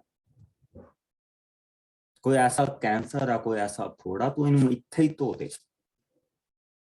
ਇਹ ਰਾਜ ਰੂਜ ਮੈਨੂੰ ਨਹੀਂ ਚਾਹੀਦੇ, ਮੈਨੂੰ ਘਰ ਚਾਹੀਦਾ, ਮੈਨੂੰ ਘਰ ਚਾਹੀਦਾ। ਤੂੰ ਮੈਨੂੰ ਉਸ ਰਸਤੇ ਤੇ ਲੈ ਕੇ ਚੱਲ ਜਿਹੜਾ ਘਰ ਨੂੰ ਜਾਂਦਾ। ਛੋਟਾ ਰਸਤਾ, ਯਿਸੂ ਮਸੀਹ ਨੇ ਕਿਹਾ ਸੀ ਰਸਤਾ ਛੋਟਾ ਆ, ਔਖਾ ਆ। ਉਹਦੇ ਅੱਗੇ ਜਿਹੜਾ ਦਰਵਾਜ਼ਾ ਆ ਉਹ ਮੈਂ ਆ। ਉਹਦੇ ਤੱਕ ਜਿਹੜੀ ਪੌੜੀ ਜਾਂਦੀ ਆ ਉਹ ਮੈਂ ਆ। ਅੱਗੇ ਜਿਹੜਾ ਦਰਵਾਜ਼ਾ ਉਹ ਮੈਂ ਆ। ਅੰਦਰ ਬਾਹਰ ਜਿਸ ਨੇ ਤੁਹਾਨੂੰ ਆਉਣ ਜਾਣ ਦਾ ਹੱਕ ਦੇਣਾ ਉਹ ਮੈਂ ਆ। ਤੂੰ ਮੈਨੂੰ ਉਸ ਰਸਤੇ ਤੇ ਰੱਖ। ਉਹ ਰਸਤਾ ਨਾ ਮੇਰੇ ਤੋਂ ਖੋ, ਛੋਟੇ ਰਸਤੇ ਤੇ ਰੱਖ। ਵੱਡਾ ਸੌਖਾ ਆ, ਸਾਰੀਆਂ ਚੀਜ਼ਾਂ ਗੁੱਡ। ਸੋਲੋਮਨ ਨੇ ਚੱਲਣਾ ਵੱਡੇ ਰਸਤੇ ਤੇ, ਦੇਖਿਓ ਸਭ ਕੁਝ, ਸਾਰੀਆਂ ਚੀਜ਼ਾਂ ਦੁਨੀਆ 'ਚ ਸਾਰੀਆਂ ਚੀਜ਼ਾਂ ਗੁੱਡ ਹਨ। ਪਰ ਦਾਊਦ ਨੇ ਕਿਹਾ ਕਿ ਮੈਂ ਉਸ ਰਸਤੇ ਤੇ ਨਹੀਂ ਚੱਲਣਾ, ਤੂੰ ਮੈਨੂੰ ਆਪਣੇ ਰਸਤੇ ਤੇ ਲਾ। ਕਿਉਂਕਿ ਤੂੰ ਸਭ ਕੁਝ ਜਾਣਦਾ, ਤੂੰ ਮੇਰਾ ਸੌਣ ਜਾਣਦਾ, ਤੂੰ ਮੇਰਾ ਉੱਠਣਾ ਜਾਣਦਾ, ਮੇਰਾ ਜਾਣਾ ਜਾਣਦਾ, ਮੇਰਾ ਆਉਣਾ ਜਾਣਦਾ। ਤੂੰ ਤਾਂ ਇੱਥੇ ਤੱਕ ਜਾਣਦਾ ਜਦ ਮੈਂ ਆਪਣੀ ਮਾਂ ਦੇ ਕੁੱਖ ਦੇ ਵਿੱਚ ਢਾਂਚਾ ਲੈ ਰਿਹਾ ਸੀ, ਤੂੰ ਮੈਨੂੰ ਇੱਥੇ ਤੱਕ ਜਾਣਦਾ। ਇਸ ਕਰਕੇ ਤੂੰ ਮੈਨੂੰ ਆਪਣੀ ਹੱਥ ਦੀ ਛਾਇਆ ਦੇ ਥੱਲੇ ਰੱਖ। ਸੋ ਜਿਸ ਵੇਲੇ ਅਸੀਂ ਪ੍ਰਭੂ ਦੇ ਇਸ ਵਚਨ ਨੂੰ ਦੇਖਦੇ ਹਾਂ, 139 ਜ਼ਬੂਰ ਜਿਹੜਾ ਪ੍ਰਭੂ ਦੇ ਬੰਦੇ ਨੇ ਗਾਇਆ, ਇਹ ਉਸ ਦੀਆਂ ਦੁਆਵਾਂ ਆ। ਇਹ ਉਸ ਦੀਆਂ ਦੁਆਵਾਂ ਜੋ ਉਸਨੇ ਪ੍ਰਭੂ ਦੇ ਅੱਗੇ ਦੁਆ ਕੀਤੀ, ਉਹ ਸਾਡਾ ਇੱਥੇ ਆਉਂਦਾ। ਹੁਣ ਅਸੀਂ ਮਸੀਹ ਦੇ ਆਉਣ ਤੋਂ 1016 ਸਾਲ ਪਹਿਲਾਂ ਤੱਕ ਪਹੁੰਚ ਚੁੱਕੇ। ਮਸੀਹ ਦੇ ਆਉਣ ਤੋਂ ਪਹਿਲਾਂ 1016 ਸਾਲ।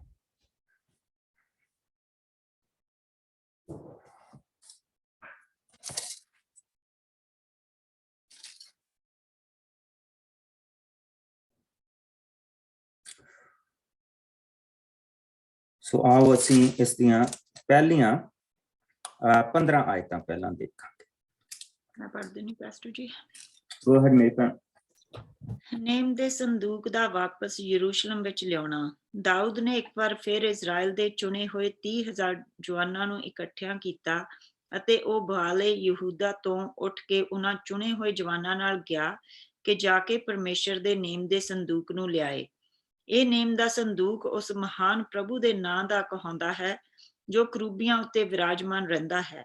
ਸੋ ਉਹਨਾਂ ਨੇ ਅਬੀਨਾਦਾਬ ਦੇ ਘਰੋਂ ਜੋ ਪਹਾੜ ਉੱਤੇ ਸੀ ਨੇਮ ਦਾ ਸੰਦੂਕ ਚੁੱਕ ਕੇ ਨਵੇਂ ਗੱਡੇ ਉੱਤੇ ਰੱਖ ਦਿੱਤਾ। ਅਬੀਨਾਦਾਬ ਦੇ 2 ਪੁੱਤਰ ਉਜ਼ਾ ਅਤੇ ਅਹਿਓ ਉਸ ਗੱਡੇ ਦੀ ਅਗਵਾਈ ਕਰਨ ਲੱਗੇ। ਅਹਿਓ ਗੱਡੇ ਦੇ ਅੱਗੇ ਅੱਗੇ ਚੱਲਣ ਲੱਗਾ। ਤਦ ਦਾਊਦ ਅਤੇ ਸਾਰੇ ਇਜ਼ਰਾਈਲੀ ਪ੍ਰਭੂ ਦੇ ਸਾਹਮਣੇ ਨੱਚਦੇ ਤੇ ਗਾਉਂਦੇ ਖੁਸ਼ੀ ਦੇ ਨਾਅਰੇ ਮਾਰਦੇ ਚੱਲੇ। ਉਹ ਹਰ ਤਰ੍ਹਾਂ ਦੇ ਸਾਜ਼, ਬੀਨ, ਬਰਬਤ, ਖੰਜਰੀਆਂ, ਚਿਮਟੇ ਅਤੇ ਛੈਣੇ ਵਜਾ ਰਹੇ ਸਨ।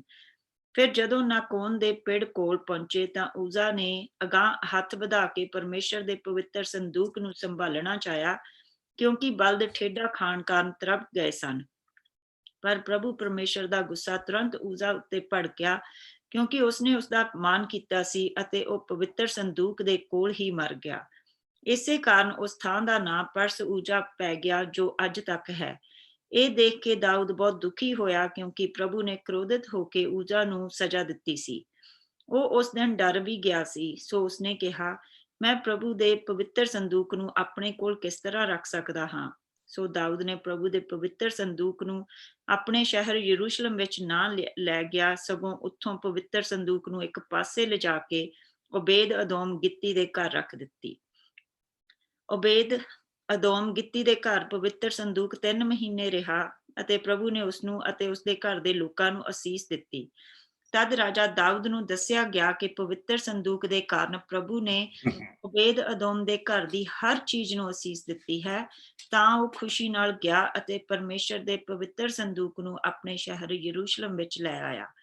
ਪਵਿੱਤਰ ਸੰਦੂਕ ਦੇ ਚੁੱਕਣ ਵਾਲੇ ਆਦਮੀ ਜਦੋਂ 6 ਕਦਮ ਅੱਗੇ ਚੱਲੇ ਤਾਂ ਦਾਊਦ ਨੇ ਇੱਕ ਬਲਦ ਅਤੇ ਪਲਿਆ ਬੱਚਾ ਬਲੀ ਕੀਤਾ। ਦਾਊਦ ਕੇਵਲ ਮਲਮਲ ਦੀ ਇੱਕ ਚਾਦਰ ਆਪਣੇ ਉੱਤੇ ਲੈ ਕੇ ਪ੍ਰਭੂ ਦੀ ਮਹਿਮਾ ਕਰਦਾ ਹੋਇਆ ਆਪਣੇ ਪ੍ਰਭੂ ਦੇ ਸਾਹਮਣੇ ਜ਼ੋਰ ਨਾਲ ਉਸ ਦਿਨ ਨੱਚਿਆ। ਇਸ ਤਰ੍ਹਾਂ ਪੂਰੀ ਧੂਮ-ਧਾਮ ਨਾਲ ਦਾਊਦ ਅਤੇ ਇਜ਼ਰਾਈਲ ਦੇ ਸਭ ਲੋਕ ਪਵਿੱਤਰ ਸੰਦੂਕ ਨੂੰ ਯਰੂਸ਼ਲਮ ਵਿੱਚ ਲੈ ਗਏ। ਆਮੇਨ। ਪ੍ਰਭੂ ਦੇ ਪਵਿੱਤਰ ਸੰਦੂਕ ਨੂੰ ਸਿਰਫ ਜਿਹੜਾ ਮਰਾਰੀ ਦਾ ਕਬੀਲਾ ਸੀਗਾ, ਲੇਵੀ ਦੇ ਜਿਹੜੇ 3 ਪੁੱਤਰ ਸੀਗੇ ਲੇਵੀ ਕਬੀਲੇ ਦੇ ਵਿੱਚ, ਕਿਉਂਕਿ 12 ਕਬੀਲਿਆਂ ਦੇ ਵਿੱਚ ਇੱਕ ਕਬੀਲਾ ਲੇਵੀ ਦਾ ਸੀਗਾ, ਉਸਦਾ ਜਿਹੜਾ ਪੁੱਤਰ ਮਰਾਰੀ ਸੀਗਾ, ਉਸਦਾ ਖਾਨਦਾਨ ਦੇ ਵਿੱਚੋਂ ਮੂਸਾ ਪੈਦਾ ਹੋਇਆ। ਉਸਦੇ ਖਾਨਦਾਨ ਦੇ ਵਿੱਚੋਂ ਹੀ ਜਿੰਨੇ ਵੀ ਪੁਰੋਹਿਤ ਪੈਦਾ ਹੋਏ, ਉਹਨਾਂ ਨੂੰ ਇਹ ਹੱਕ ਦਿੱਤਾ ਗਿਆ ਸੀ ਕਿ ਪ੍ਰਭੂ ਦੇ ਅੰਦਰ ਜਿਹੜਾ ਹੈਗਾ ਅਤ ਪਵਿੱਤਰ ਜਗ੍ਹਾ ਦੇ ਉੱਤੇ, ਪਵਿੱਤਰ ਜਗ੍ਹਾ ਦੇ ਵਿੱਚ ਸਿਰਫ ਉਹ ਹੀ ਸੇਵਾ ਕਰ ਸਕਦੇ ਸੀ। ਜਿੰਨੇ ਵੀ ਮੂਸਾ ਦੇ ਖਾਨਦਾਨ ਤੋਂ ਸੀਗੇ ਉਹ ਹੀ ਸੇਵਾ ਕਰ ਸਕਦੇ ਸੀ। ਸੋ ਉਹ ਮਰਾਰੀ ਦੇ ਕਬੀਲੇ ਦੇ ਜਿਹੜੇ ਲੋਕ ਸੀਗੇ ਉਹ ਸੇਵਾ ਕਰਦੇ ਸੀਗੇ। ਇਹ ਨਾਲ ਜਾ ਰਹੇ ਸਿਪਾਹੀ ਨੇ ਅੱਗੇ ਵੱਧ ਕੇ ਉਸ ਨੂੰ ਛੁਇਆ, ਲੇਕਿਨ ਉਹ ਛੂ ਨਹੀਂ ਸੀ ਸਕਦਾ। ਉਹ ਸਿਰਫ ਪੁਰੋਤਾਂ ਦਾ ਹੱਕ ਸੀ। ਸੋ ਪ੍ਰਭੂ ਨੇ ਉਸ ਨੂੰ ਇਸ ਦੀ ਸਜ਼ਾ ਦਿੱਤੀ। they knew that, ਉਹਨਾਂ ਨੂੰ ਪਤਾ ਸੀ। ਲੇਕਿਨ ਦੂਜੇ ਪਾਸੇ ਅਸੀਂ ਇਹ ਦੇਖਦੇ ਪਏ ਹਾਂ ਕਿ ਪ੍ਰਭੂ ਦੀ ਹਜ਼ੂਰੀ ਕਿੰਨੀ ਭਰਪੂਰੀ ਦੇ ਨਾਲ ਆ ਆਪਣੇ ਲੋਕਾਂ ਦੇ ਨਾਲ, ਔਰ ਇਹੋ ਹੀ ਹਜ਼ੂਰੀ ਸਾਡੇ ਨਾਲ।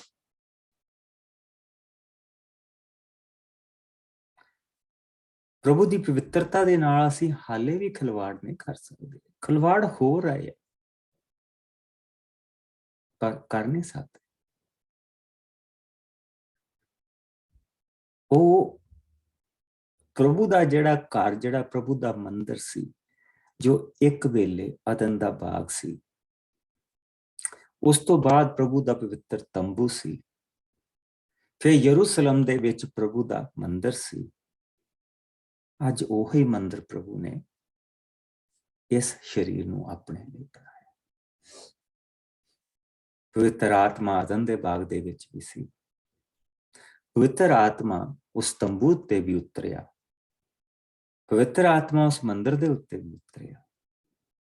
ਔਰ ਜਿਸ ਅਸੀਂ ਚੇਲਿਆਂ ਦੀ ਕਿਤਾਬ ਦਾ ਦੂਸਰਾ ਭਾਗ ਪੜ੍ਹਦੇ ਹਾਂ, ਪਵਿੱਤਰ ਆਤਮਾ ਪ੍ਰਭੂ ਦੇ ਲੋਕਾਂ ਉੱਤੇ ਵੀ ਉਤਰਿਆ।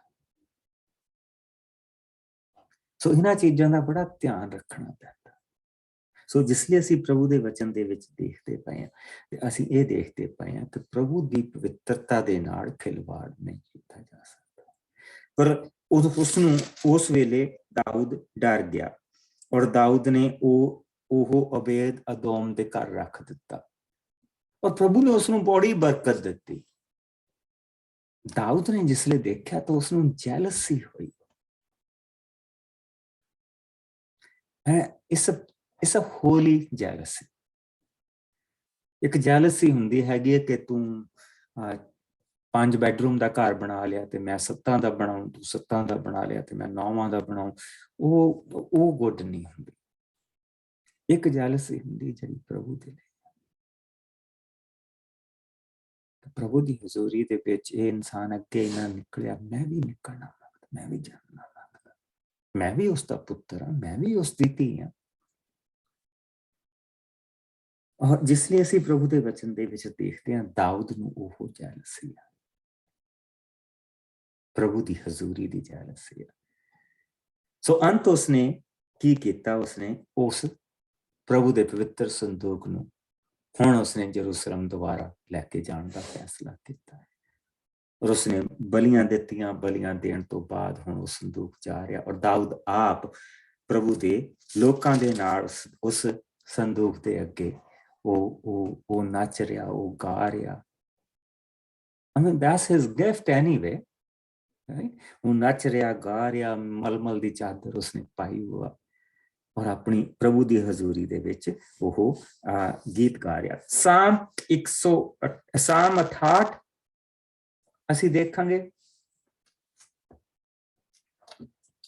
ਔਰ ਉਸ ਤੋਂ ਬਾਅਦ ਅਸੀਂ ਦੇਖਾਂਗੇ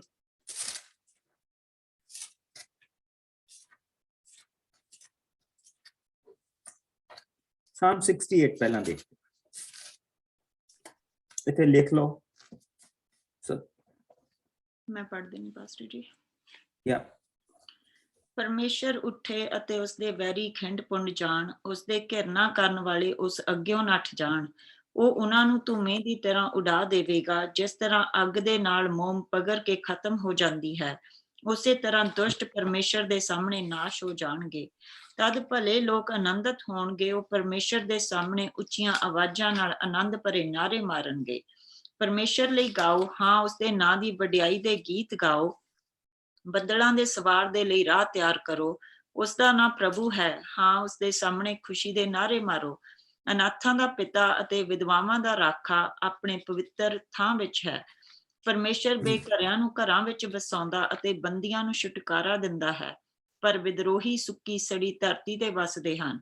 ਹੇ ਪਰਮੇਸ਼ਰ, ਜਦੋਂ ਤੂੰ ਆਪਣੇ ਲੋਕਾਂ ਦੇ ਅੱਗੇ ਚੱਲਿਆ ਅਤੇ ਤੂੰ ਸੁੰਨਸਾਨ ਇਲਾਕੇ ਵਿੱਚ ਉਹਨਾਂ ਦੀ ਅਗਵਾਈ ਕੀਤੀ, ਤਾਂ ਤੇਰੇ ਸਾਹਮਣੇ ਧਰਤੀ ਕੰਬ ਉੱਠੀ, ਆਕਾਸ਼ ਤੋਂ ਮੀਂਹ ਵਰਨ ਲੱਗਾ, ਅਤੇ ਤੇਰੇ ਸਾਹਮਣੇ ਹੇ ਇਜ਼ਰਾਈਲ ਦੇ ਪਰਮੇਸ਼ਰ ਸੀਨੇ ਪਹਾੜ ਵੀ ਕੰਬ ਉੱਠਿਆ। ਹੇ ਪਰਮੇਸ਼ਰ, ਤੂੰ ਬਹੁਤਾਤ ਵਿੱਚ ਮੀਂਹ ਵਰਾਇਆ ਅਤੇ ਆਪਣੀ ਧਰਤੀ ਨੂੰ ਔਰ ਸਮੇਂ ਵੀ ਸੰਭਾਲਿਆ।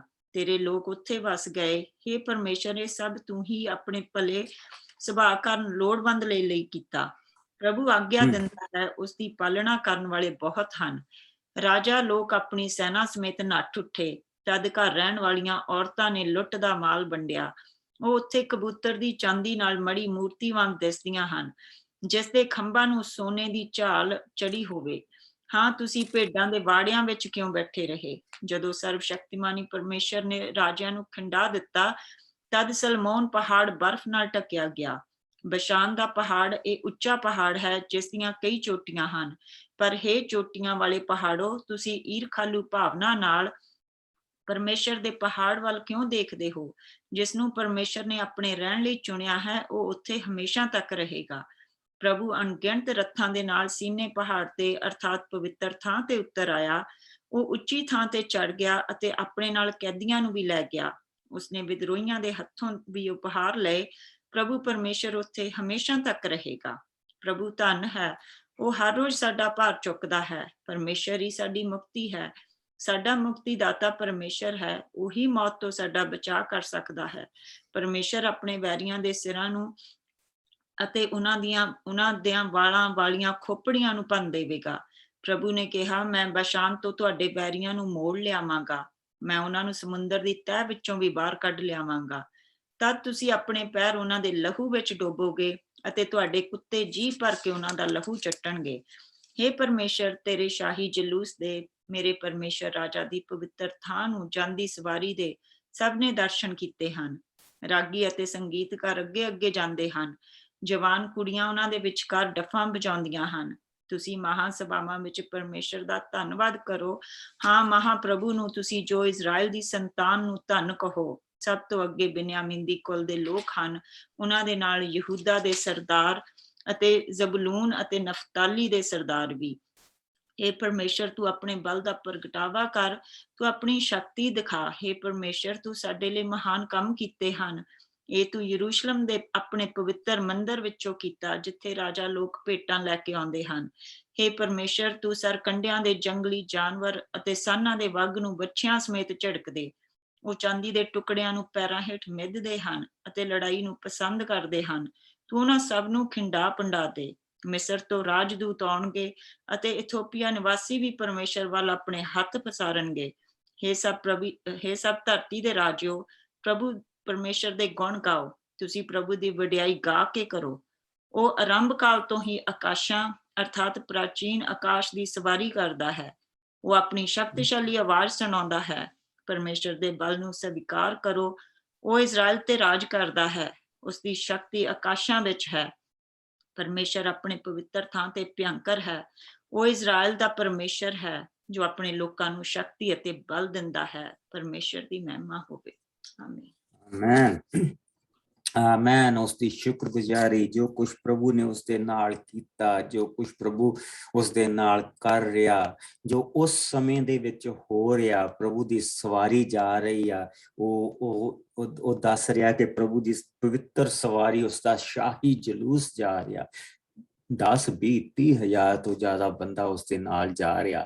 ਲੋਕ ਆਲੇ ਦੁਆਲੇ ਖੜੇ ਆ, ਲੋਕ ਦੇਖਦੇ ਪਏ ਆ, ਲੋਕਾਂ ਦੇ ਸਿਰ ਝੁਕਦੇ ਪਏ ਆ। ਜਿੱਦਾਂ ਉਹ ਕਵਨੈਂਟ ਦੀ ਆਰਕ ਆਫ ਕਵਨੈਂਟ, ਜਿੱਦਾਂ ਪ੍ਰਭੂ ਦਾ ਉਹ ਸੰਦੂਕ ਗੁਜ਼ਰਦਾ ਪਿਆ, ਲੋਕ ਆਪਣੇ ਗੋਡਿਆਂ ਦੇ ਉੱਪਰ ਹੋਏ ਆ, ਆਪਣੇ ਸਿਰ ਉਹਨਾਂ ਨੇ ਨੀਵੇਂ ਕੀਤੇ ਹੋਏ। ਸ਼ਾਹੀ ਜਲੂਸ ਪ੍ਰਭੂ ਦਾ ਜਾ ਰਿਹਾ। ਉਹ ਉਸਨਾਂ ਸਾਰੀਆਂ ਚੀਜ਼ਾਂ ਨੂੰ ਬਿਆਨ ਕਰਦਾ ਪਿਆ ਕਿ ਕਿਸ ਤਰ੍ਹਾਂ ਜਵਾਨ ਕੁੜੀਆਂ ਉਸਦੇ ਅੱਗੇ ਡੱਫ ਵਜਾ ਰਹੀਆਂ, ਕਿਸ ਤਰ੍ਹਾਂ ਰਾਗੀ ਸੰਗੀਤਕਾਰ ਗਾ ਰਹੇ ਆ, ਪਰ ਪ੍ਰਭੂ ਦੀ ਸਵਾਰੀ ਜਾ ਰਹੀ ਹੈ। ਪ੍ਰਭੂ ਦੀ ਸਵਾਰੀ ਚੱਲਦੀ ਪਈ। ਸੋ ਦਾਊਦ ਨੇ ਸਾਰੇ ਜ਼ਬੂਰ, ਕਿਤੇ ਇਹ ਨਹੀਂ ਹੈਗਾ ਕਿ ਆਓ ਅੱਜ ਅਸੀਂ ਜ਼ਬੂਰ ਲਿਖਾਂਗੇ, ਏਦਾਂ ਨਹੀਂ। ਇਹ ਵੱਖ-ਵੱਖ ਇਤਿਹਾਸ ਦੀਆਂ ਵੱਖ-ਵੱਖ ਜਗ੍ਹਾਵਾਂ ਦੇ ਉੱਤੇ ਜਿੱਦਾਂ ਉਸਦੀ ਜ਼ਿੰਦਗੀ ਗੁਜ਼ਰਦੀ ਪਈ ਹੈ। ਔਰ ਸਾਰੇ ਜ਼ਬੂਰ ਦਾਊਦ ਦੇ ਜ਼ਬੂਰ ਨਹੀਂ ਹੈ। ਅਸੀਂ ਪਿੱਛੇ ਦੇਖਿਆ ਕਿ ਬਹੁਤ ਸਾਰੇ ਜ਼ਬੂਰ ਆ ਜਿਹੜੇ ਮੂਸਾ ਦੇ ਜ਼ਬੂਰ ਆ, ਸੋਲੋਮਨ ਦੇ ਜ਼ਬੂਰ ਆ, ਇਹਦੇ ਵਿੱਚ ਸੁਲੇਮਾਨ ਦੇ ਜ਼ਬੂਰ ਆ, ਰਾਗੀਆਂ ਦੇ ਜ਼ਬੂਰ ਆ ਜਿਹੜੇ ਪ੍ਰਭੂ ਦੇ ਲਈ, ਅਸਾਫ ਦਾ ਜਿਹੜਾ ਖਾਨਦਾਨ ਜਿਸ ਦੇ ਉੱਤੇ ਇਹ ਸਾਰੀ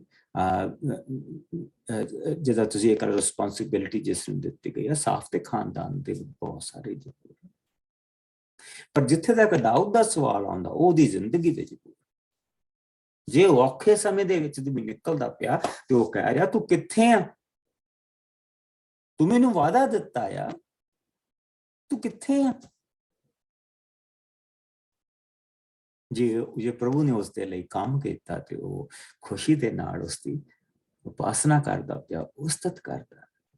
ਸੋ ਇੱਥੇ ਅਸੀਂ ਇਹ ਦੇਖਦੇ ਪਏ ਹਾਂ ਕਿ ਉਸਨੇ ਪ੍ਰਭੂ ਦੀ ਸਭ ਤੋਂ ਪਹਿਲਾਂ, ਜਿਸ ਨੂੰ ਅਸੀਂ ਕਹਿੰਦੇ ਹੈਗੇ, ਉਸਨੇ ਵਰਸ਼ਿਪ ਕੀਤੀ, ਜੋ ਪ੍ਰਭੂ ਹੈ, ਜੋ ਪ੍ਰਭੂ ਹੈ। ਉਸ ਵੇਲੇ ਦਾ ਉਸਨੇ ਜਿਹੜਾ ਹਾਲ ਦੱਸਿਆ, ਜੋ ਦੇਖ ਰਿਹਾ ਸੱਜੇ ਖੱਬੇ ਜੋ ਹੋ ਰਿਹਾ, ਜਿਸਲੇ ਪ੍ਰਭੂ ਦਾ ਉਹ ਜਲੂਸ, ਜਿਸਲੇ ਪ੍ਰਭੂ ਦਾ ਉਹ ਜਿਸਲੇ ਉਹ ਆਰਕ ਲੈ ਕੇ ਜਾ ਰਹੇ ਹੈ, ਜੋ ਉਸ ਵੇਲੇ ਦਾ ਸਮਾਂ ਹੈ। ਔਰ ਉਹ ਕਾਫੀ ਲੰਬਾ ਸਫ਼ਰ ਆ, ਔਰ ਉਸ ਦੇ ਵਿੱਚ ਕਈ ਪ੍ਰਭੂ ਦੇ ਭਜਨ ਆਉਂਦੇ ਆ ਜਿਹੜੇ ਅਸੀਂ ਪੜ੍ਹਦੇ ਹਾਂ। ਸੋ ਕੱਲ ਨੂੰ ਅਸੀਂ, ਸਾਡਾ ਹੁਣ ਅੱਜ ਦਾ ਸਮਾਂ ਬੇਸਿਕਲੀ ਖਤਮ ਹੋ ਗਿਆ, ਕੱਲ ਨੂੰ ਅਸੀਂ ਦੇਖਾਂਗੇ ਸਾਮ 132 ਤੇ ਸਾਮ 97, ਔਰ ਫਿਰ ਅਸੀਂ ਪ੍ਰਭੂ ਦੇ ਵਚਨ ਦੇ ਵਿੱਚ ਅੱਗੇ ਵਧਾਂਗੇ। Let us pray। ਆਓ ਤੇ ਪਿਆਰੇ ਪ੍ਰਭੂ, ਤੇਰਾ ਸ਼ੁਕਰ ਕਰਦੇ ਹਾਂ। ਮੈਂ ਆਪਣੇ ਭੈਣ ਭਰਾਵਾਂ ਦੇ ਲਈ ਤੇਰਾ ਸ਼ੁਕਰ ਕਰਦਾ ਜੋ ਸਾਡੇ ਨਾਲ ਜੁੜੇ। ਖੁਦਾਵੰਦ ਤੂੰ ਇਹਨਾਂ ਸਭ ਨੂੰ ਬਰਕਤ ਦੇਈਏ, ਤੇਰੇ ਬੱਚੇ। ਜਿਸ ਤਰ੍ਹਾਂ ਦਾਊਦ ਪ੍ਰਭੂ ਜੀ ਤੇਰੇ ਨਾਲ ਇੱਕ ਪਵਿੱਤਰ ਰਿਸ਼ਤਾ, ਜਿਸ ਦੇ ਕੰਨ ਤੇਰੀ ਆਵਾਜ਼ ਨੂੰ ਸੁਣਦੇ, ਔਰ ਜਿਸ ਦੀ ਆਵਾਜ਼ ਨੂੰ ਤੇਰੇ ਕੰਨ ਸੁਣਦੇ, ਜਿਸ ਦੀ ਆਵਾਜ਼ ਪ੍ਰਭੂ ਜੀ ਤੇਰੇ ਦਰ ਤੱਕ ਪਹੁੰਚਦੀ ਹੈ। ਜਦ ਤੂੰ ਮੈਨੂੰ ਤੂਤਾਂ ਦੀਆਂ ਛਟੀਆਂ ਦੇ ਉੱਤੋਂ ਦੀ ਚੱਲਦਾ ਸੁਣੇ, ਤਦ ਤੂੰ ਹਮਲਾ ਕਰੀ। ਮੈਂ ਤੇਰੇ ਅੱਗੇ ਅੱਗੇ ਜਾਵਾਂਗਾ ਔਰ ਤੇਰੇ ਵੈਰੀਆਂ ਨੂੰ ਖਤਮ ਕਰਾਂਗਾ। ਪਿਆਰੇ ਪ੍ਰਭੂ, ਸਾਡੇ ਕੰਨਾਂ ਨੂੰ ਇੰਨਾ ਮਹੀਨ ਕਰਦੇ, ਸਾਡੇ ਸੁਣਨ ਨੂੰ ਇੰਨਾ ਮਹੀਨ ਕਰਦੇ ਕਿ ਅਸੀਂ ਤੇਰੀ ਆਵਾਜ਼ ਨੂੰ ਸੁਣ ਸਕੀਏ। ਅਸੀਂ ਰੌਲੇ ਨੂੰ ਸੁਣਦੇ ਹਾਂ ਪ੍ਰਭੂ ਜੀ, ਸਾਨੂੰ ਰੌਲਾ ਪਸੰਦ।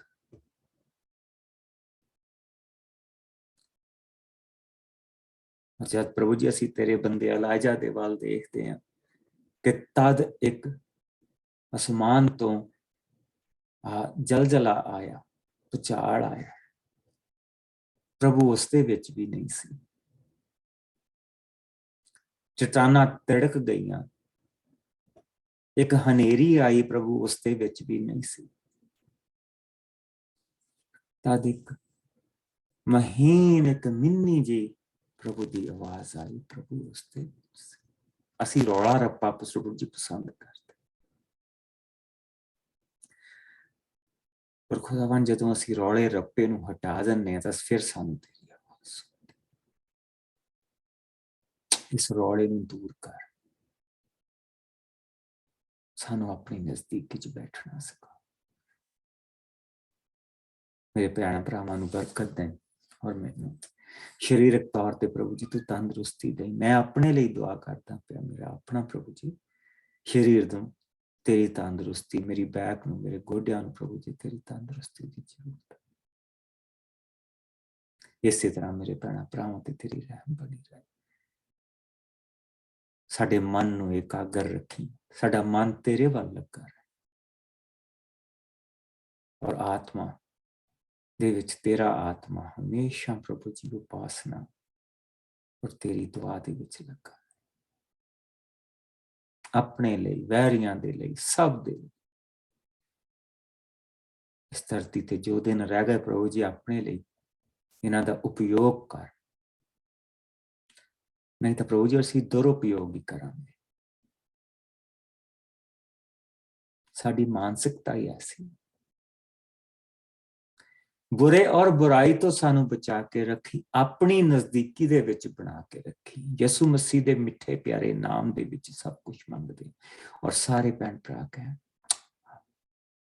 Bless you. ਖੁਦਾਵੰਦ ਤੁਹਾਡੇ ਸਭ ਦੇ ਨਾਲ ਬਣਿਆ ਰਹੇ। ਕੱਲ ਨੂੰ ਸੇਮ ਟਾਈਮ ਮਿਲਾਂਗੇ 5:50 ਤੇ, ਔਰ ਕੱਲ ਨੂੰ ਅਸੀਂ ਦਾਊਦ ਦੀ ਜ਼ਿੰਦਗੀ ਦੇ ਵਿੱਚ ਔਰ ਦਾਊਦ ਦੇ ਭਜਨਾਂ ਦੇ ਵਿੱਚ ਅੱਗੇ ਵਧਾਂਗੇ। Bless you.